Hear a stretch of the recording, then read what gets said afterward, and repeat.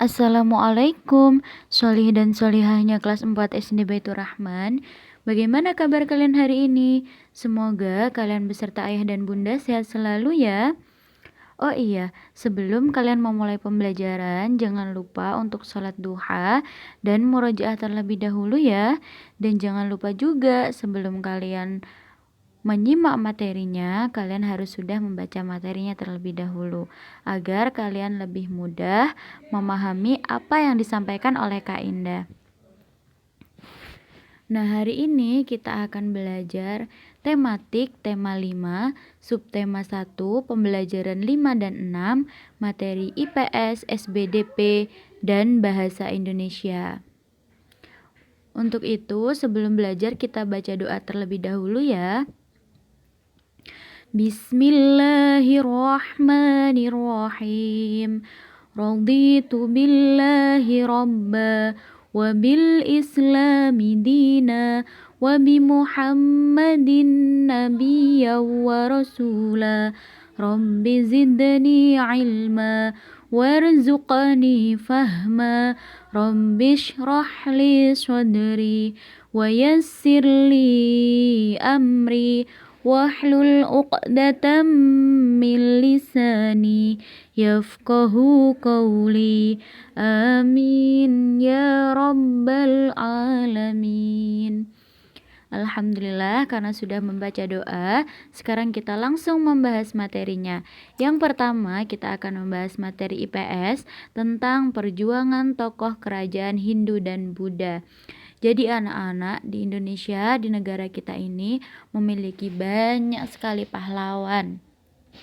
Di antaranya, pahlawan tersebut itu merupakan raja-raja terkenal pada masa kerajaan Hindu dan Buddha. Mereka semua berjuang dan berkorban untuk membela kepentingan rakyat. Dan setiap tokoh pahlawan pada zaman kerajaan itu mempunyai ciri khas masing-masing dalam berjuang. Namun mereka mempunyai cita-cita dan tujuan yang sama, yaitu menciptakan perdamaian, memperjuangkan kesejahteraan, dan mempersatukan bangsa. Salah satu tokoh yang terkenal pada masa kerajaan Hindu dan Buddha itu ada namanya Raja Sanjaya. Raja Sanjaya ini pada masa pemerintahannya, rakyatnya hidup aman dan sentosa. Dan Raja Sanjaya ini merupakan seorang raja pemeluk agama Hindu yang taat pada ajarannya. Tapi ternyata bukan hanya Raja Sanjaya saja, masih banyak sekali tokoh-tokohnya.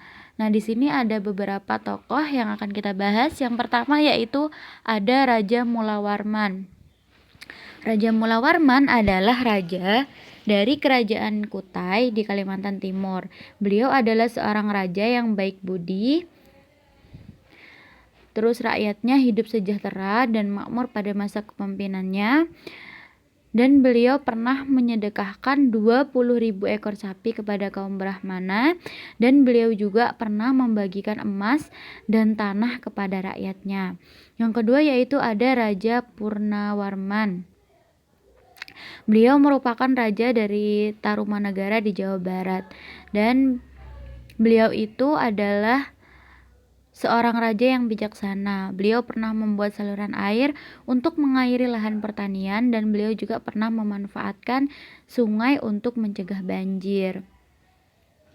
Yang ketiga ada Raja Hayam Wuruk. Beliau itu merupakan raja dari kerajaan Majapahit di Jawa Timur. Nah, beliau ini membawa kerajaan Majapahit mencapai puncak kejayaannya, dan beliau menyejahterakan rakyat dengan membuka lahan pertanian dan pembuatan bendungan serta saluran pengairan. Dan beliau juga itu pada masa kepemimpinannya rakyatnya hidup damai dan makmur karena pertahanannya yang kuat dari serangan musuh. Yang keempat ada Mahapatih Gajah Mada. Beliau itu merupakan seorang mahapatih yang gagah berani dan menaklukkan wilayah lain untuk mempersatukan Nusantara. Beliau menjaga keamanan kerajaan Majapahit dari serangan musuh, dan beliau itu bersumpah akan mempersatukan Nusantara yang dikenal dengan Sumpah Palapa. Ada yang tahu di sini Sumpah Palapa?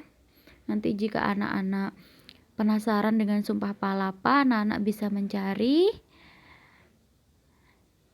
isi dari Sumpah Palapa di Google ya. Selanjutnya yaitu yang kelima, ada Raja Balaputradewa. Beliau itu merupakan raja dari kerajaan Sriwijaya di Sumatera Selatan. Beliau berhasil membawa kerajaan Sriwijaya mencapai kejayaannya. Beliau juga pernah membuat kerajaan Sriwijaya dikenal sebagai kerajaan maritim yang kuat dan menjadi pusat perdagangan di Asia Tenggara. Dan beliau juga pernah membuat kerajaan Sriwijaya dikenal sebagai pusat pendidikan dan penyebaran agama Buddha. Nah, karena kita sudah membahas tokoh-tokohnya, sekarang kita nyanyi tentang lagu Maju Tak Gentar materi SBDP. Siap ya, kita nyanyi bareng-bareng, dilihat liriknya.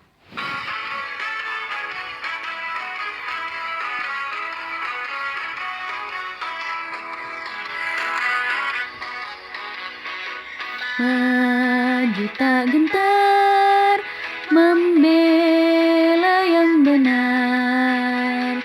Maju tak gentar, hak kita diserang.